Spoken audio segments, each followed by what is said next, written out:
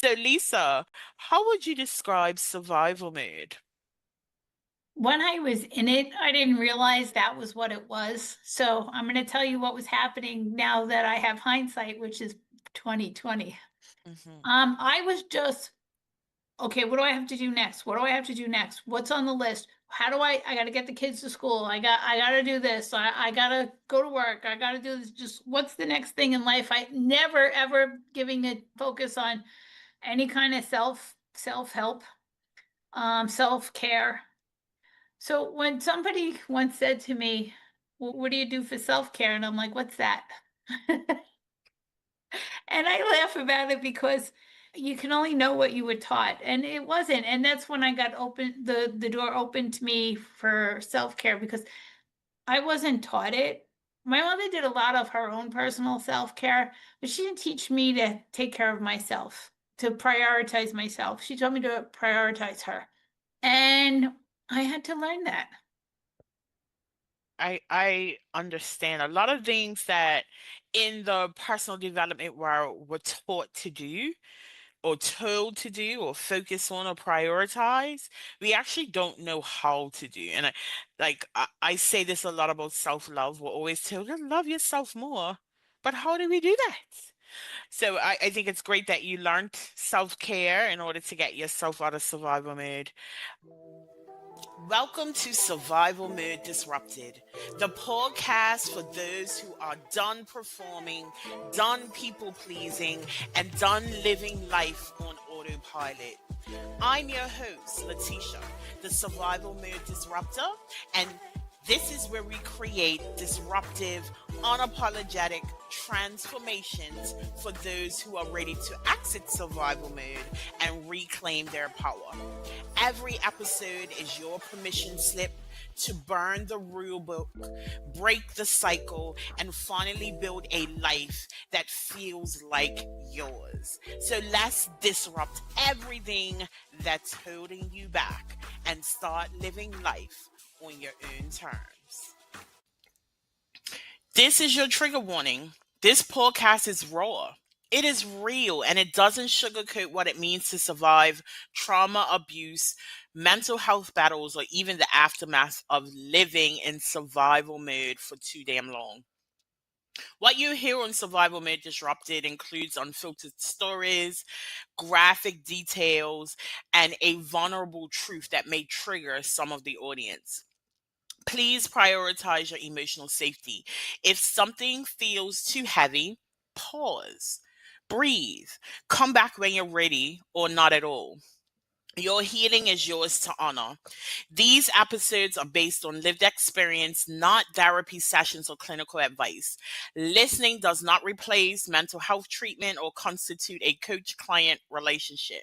If you're in crisis, please seek immediate help from a licensed professional or contact your local emergency services. This space is built with care, but it's also built for truth and built for disruption. Take what you need, leave the rest, and most of all, trust yourself. If this podcast speaks to your soul, you don't have to do this work alone. Feel free to join our free Facebook community for high achieving women ready to break cycles and heal out loud. Join us at Disrupting Survival Mode on Facebook, or grab the book that started this movement, Exiting Survival Mode, raw step by step guide to help you identify, release, and rebuild from the survival patterns that have been keeping you stuck. Hello, hello, hello, and welcome back to another episode of Survival Mode Disrupted. This is your host, Letitia, the Survival Mode Disruptor. And today we have Lisa with us. So, Lisa, why don't you introduce yourself? Hi, I'm Lisa Manzo, founder of the Phoenix Mind. And I call it the Phoenix Mind because I rose from the ashes to create a whole new life for myself. And I heal emotional trauma, which I needed to heal for myself. I just live, eat, and breathe emotional intelligence and mindset. I love that. I love mindset work. I mean, I've talked about it before in the podcast, like the biggest aha moment during my healing process was understanding the connection between my thoughts and my actions. And that blew my mind in ways that I did not imagine. And I just love when people anchor into mindset work because it does change lives. But now I'm curious. Tell us your story to and through survival mode. I was a people pleaser, right? Never did anything for myself because I was raised, I was not allowed to say no. I had to do whatever my mother or my father said. Otherwise, there were consequences. I was not allowed to have my own opinion about anything. So severe people pleasing in developed. And then whenever I did do something that I'd be really proud of, mind you, I'm a kid now, right? And my mother wanted what was best for me. And she would say to me, instead of saying, hey, good job, I'd get, well, why didn't you do this? And why didn't you do that? Now, the adult me knows, well, I'm 9 years old and I don't know how to do that. And I didn't think of that. But the little kid in me was like, oh, you're not good enough. You're unworthy. You can't do anything right. And that develops into perfectionism. And it's just one thing after another. And then you have to take a look at it and be able to actually heal it. And if you're not aware of it, you can't heal anything. What else would you like to know? Any other part of your journey that you're willing to share? Okay, I'll keep going. So, my first boyfriend, right? Get this, I wasn't gonna be that high maintenance person. So I was no maintenance. I had no expectations. So he walked all over me, right? And this just continued on. This continued in my 20s with the narcissistic guy that I dated. And then I married someone who was clean for a short period of time when we met and then fell back into his addiction. So that was another sad story. And I had no self-worth. I had none. I had a lot of self-loathing because I didn't think I was good enough. I didn't think I could get anything right. Mind you, I'm a very capable person. The evidence you look for, you'll find, right? I'm a master's degree in education. I'm a nurse. I'm a very capable person, but yet I felt worthless. It was, and then after when I stopped drinking, which was a wonderful thing, I had to figure out what was next because after I stopped drinking, I was dry. I say dry for a year because I didn't go to any recovery and I needed recovery because I needed the help, the mental help. And after a year, I got up that day and it's the night before and I'm like, I'm going to be so happy tomorrow because I made it a year of not drinking.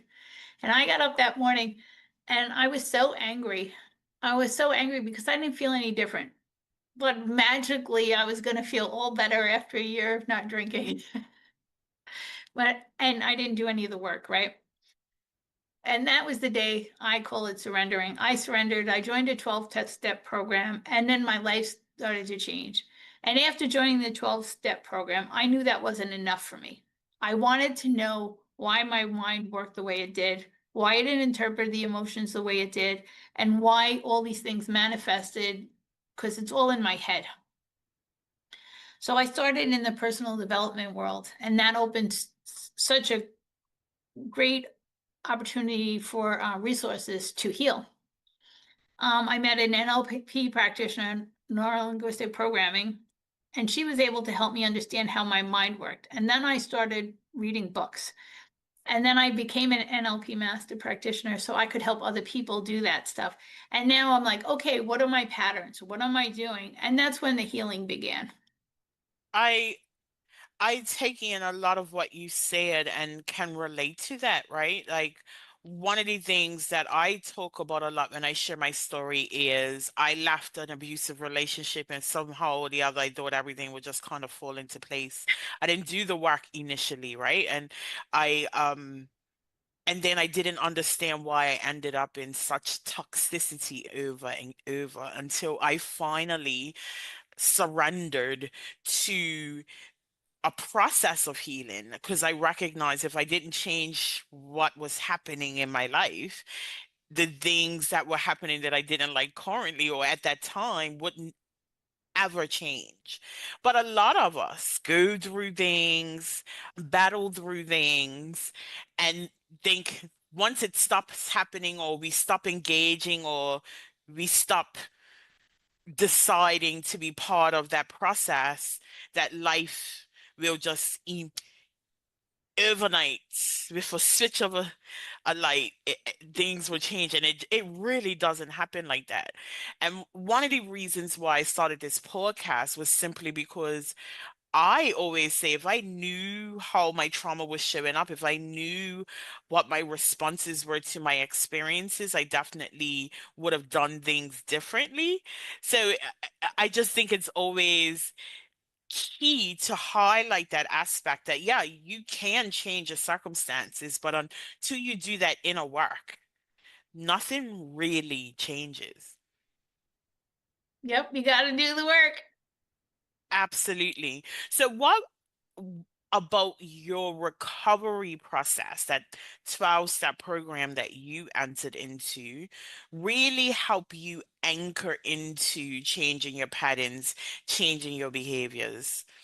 So, one of the steps, you write down all the things that you think people did wrong to you and all the things that you think you did wrong to people, right? Then you take a look at the things that people did wrong to you, and then you ask yourself, what was my role in it? Because we all have a role in it. No one's 100% right and no one's 100% wrong. I don't know if my role is 90%. I don't know if my role is 10%, and yet I know I have a role in it somewhere. And realizing that and able to self-reflect and say, okay, how did I contribute to this and what can I do different was hugely helpful in healing. And then I had a sponsor, and I used to say I know a lot. And she goes, "Oh yeah, what do you know?" And I found out I didn't really know that much. So we got into a joke, and it got to the point where it's like, "Hey, listen, just bump me or something when those words come out of my mouth, because we both know that I don't know. So just gentle reminder to pattern interrupt me so that I do something different." And sometimes it does take someone calling you out so you can actually see. When I talk about accident survival mode, I talk about it happening in three phases. The first phase is self-awareness. We cannot change what we cannot see. And I often liken self-awareness to a lighthouse, simply because it casts light on what is before us, what's behind us, what's around us, and it gives us an opportunity to shift path so we don't end up shipwrecked, or we don't end up losing our minds because of our experiences. The next step is reprogramming, being able to change the way that we think, change our narratives, change our behaviors and our patterns, and also challenge our belief system as well. And then the last one is a reinvention, being able to step into who we truly want to be, and start operating from that space, not the space of victimhood, not the space of I'm just going along with what's happening in life rather than taking radical control. But what I also heard you say was that level of accountability. Often, we anchor into blame. This happened because of this person, and I'm in this position because of what happened in 1922 at 2 o'clock in the afternoon. And we don't recognize that whether or not we were victimized in certain circumstances, or we see ourselves as victims in certain circumstances, there were decisions that got us into that place, right? And like I've talked about this before. When I remember when I got arrested, I wasn't the reason why I was arrested that day. I was talked into doing something for someone else. However, I had to take ownership of the fact that I made that decision. No one twisted my arm. I made a decision that landed me in jail. I made a decision to stay in a relationship with someone who was abusing me. I made a decision not to talk about my molestation. All of those things allows me to take accountability. And by taking accountability, I'm taking radical ownership of my life and of myself. A lot of people don't recognize how much power they're actually giving away by not being able to take accountability for the circumstances that they find themselves in. Yeah, like it's key because you need to take responsibility. It it's Abs- it's responsibility is everything because then you start because that helps you change because when you take responsibility for the things that are happening in your life, then you have the avenue to change it because you okay, what else can I do? Or what can I stop doing? Is even better one. hmm And I love that you frame that in a question as well, because we cannot resist the question. Whether or not we have the answer right away, we actually tend to simmer on the answers if we don't Yeah. get them or we don't like them. And I think that's where growth happens often when we can ask ourselves those important questions. Questions are so important because it, how else are you going to change? Because if you're doing the same thing over and over again, right? The definition of insanity, it's like I always tell people, I tell my clients this, and this is a great piece of advice, and I do it myself. Okay. Whatever it is, write down what you would normally do, draw a line in the paper, and on the other side, write what could I do instead? Pick something from there. And if that doesn't work, pick something else from the other list. But pick something from the other list so you get a different result. That's so true. And then that falls under that reprogramming, right? Like we tend to default to these standard behaviors, standard responses. And if we never challenge them, nothing changes. Yeah. Change is key. Absolutely. So what else, other than really getting deep into the personal development space, really aided your healing? Being kind to myself because I had a lot of self-loathing. I didn't like who I was. Well, I'm a bad person. I just didn't like the person that was in the mirror. And I didn't like the results I was getting. And I was my worst enemy. Like, I wouldn't talk to my friends the way I would talk to myself. And it was very harsh and very judgmental.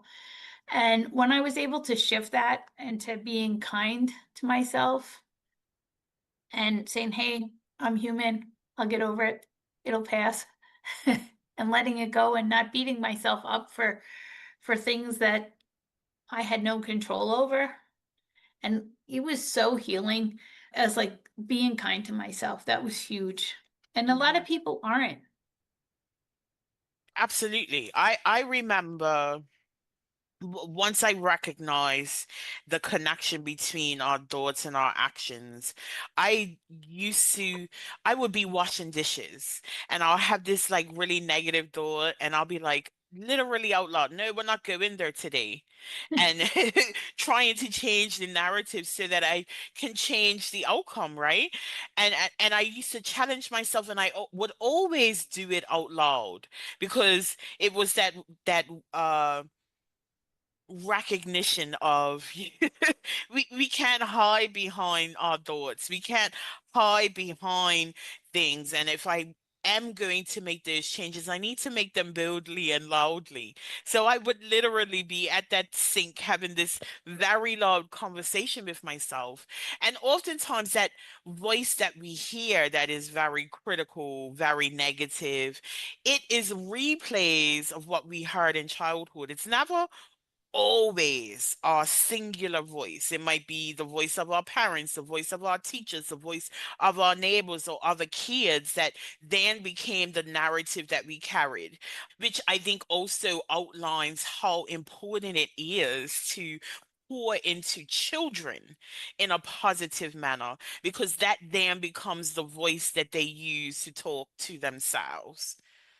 Oh, absolutely. We have to be kind to ourselves because, we're modeling behavior when we're parents for our children. So if we're mean to ourselves, the kids see that. They're so perceptive.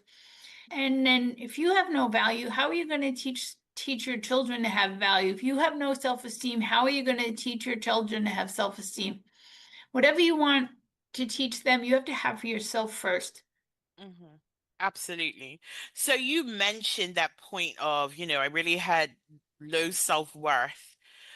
What helped you develop it and increase it? I once had a mentor or coach tell me that if you whatever kind of validation you're looking for, you'll find it. So if you want to look for validation that you're a bad person, you'll find it. If you want to look for validation that you're a good person, then you'll find it. So I decided that at this time I should look at all the great things I did in my life that for people, for myself, and give myself credit for it and just show myself how amazing I really am. And I got my teaching degree when I turned 40. I got my nursing degree when I turned 50. Those are pretty important things. That's something to value and give yourself self-worth for. Absolutely. And I celebrate you because I mean a lot of people think age is a restriction, and it really isn't. I mean, it comes down to you deciding what you want for your life and going after it unapologetically, which I love and I celebrate. When you talked about your childhood and your relationship with your parents, you mentioned people pleasing and perfectionism. And oftentimes, I talk about this a lot on this podcast. Oftentimes, people don't recognize that those two things, amongst others, like high achieving and martyrism, if that's even a word, being a martyr, are actually trauma responses. So, how were you able to navigate beyond people pleasing and navigate beyond perfectionism? The first thing I needed to do was set some boundaries. Okay. And I needed help with that. So I got a coach. I got somebody to help me. And this here, I have these cards, and it says it's okay to ask for help, right? Because this is one of the things I struggled with. It was asking for help. And once I opened that door and I started asking for help, and I actually listened and took the advice of the people that I asked for help, things were able to shift. So the first thing for the people pleasing is to set some boundaries. And so one of the things is learning how to say no with kindness. Okay. Because you can just say no, and no is a complete sentence. And sometimes some people don't take that for an answer and they keep going. So for the people that keep going, I needed some tools for them. And one of the tools was given me was like, okay, if you said no and that didn't do it, you say, and you can just say, listen, I would really love to do that for you. Yet today, as my schedule is really full, let's plan on a day in the future Hmm. because I actually can't do it that day. And that's only if I want to still do something for them because no is no. But if it's just no for that day, it's okay. I can schedule for the future.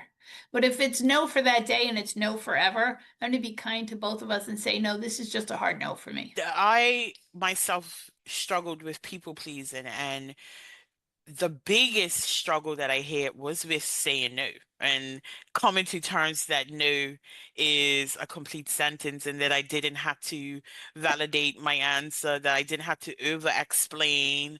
And I struggled. I struggled immensely because of the trauma response, right? Like I learned very early on if I didn't comply with my father, I would be severely punished.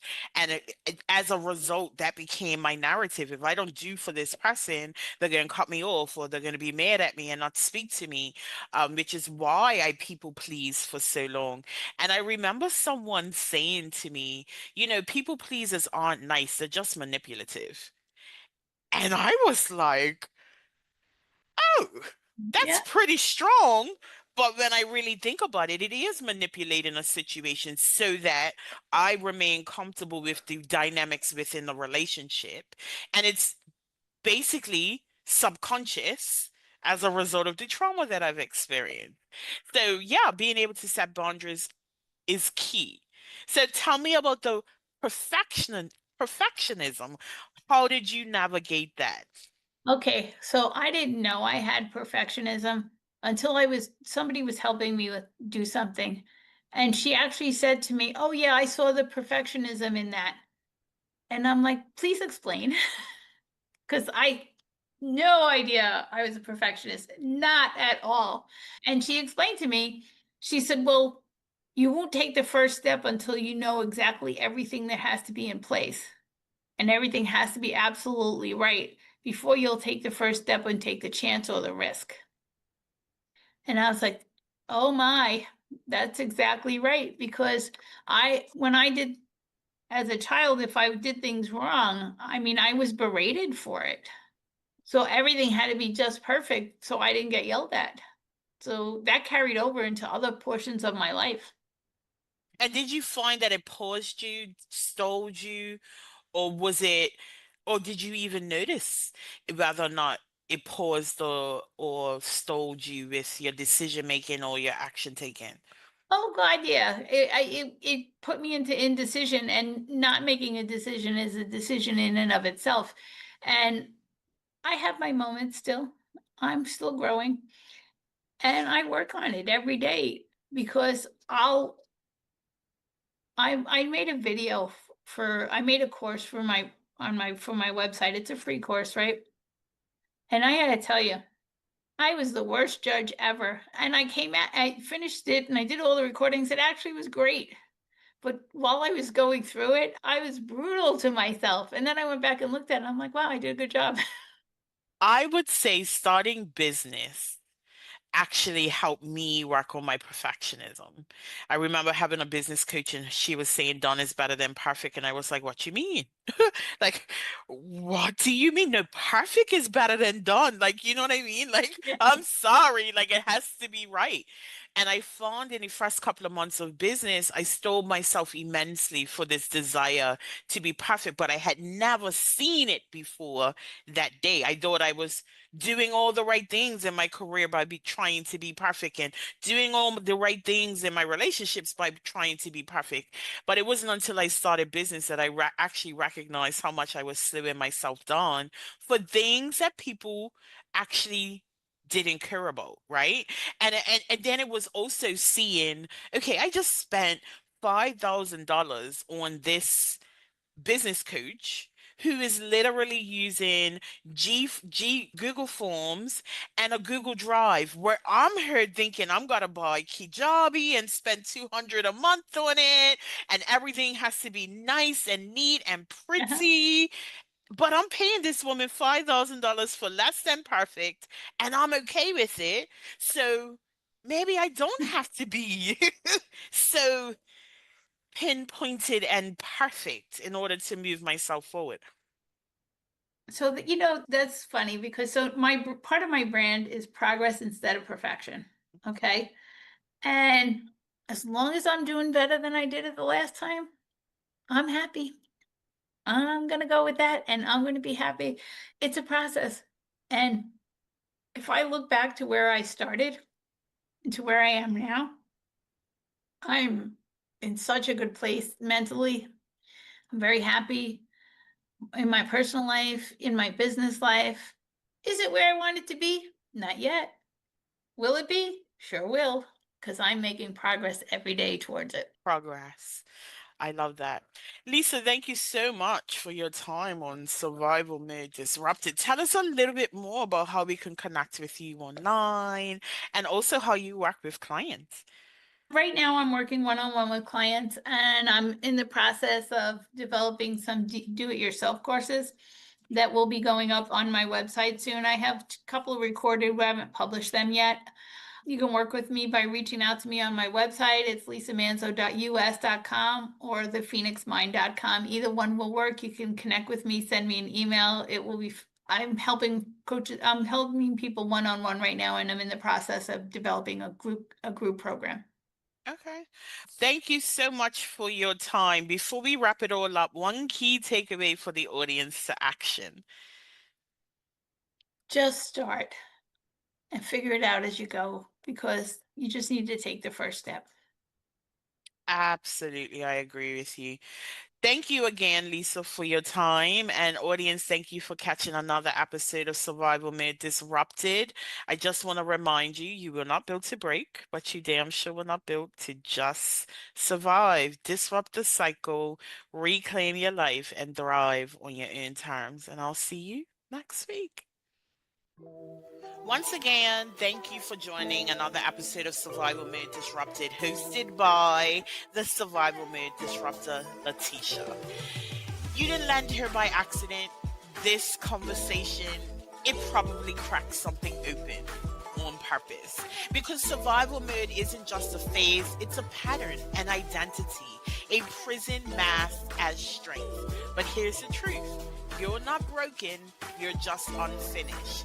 So if something stirred in you today, don't ignore it, don't numb it, move with it. And I want to once again invite you to join Disrupting Survival Mode, the Facebook community where healing is loud and messy and real.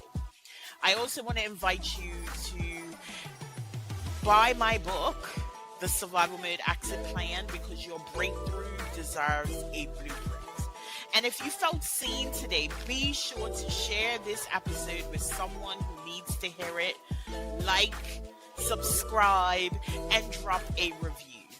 That's how I amplify the voices that need to be heard. And remember, this isn't about fixing yourself. This is about finding yourself again beneath the rubble. Until next time, choose ease, choose power, choose you. This is Survival Mode Disrupted. Let's keep shaking shit up.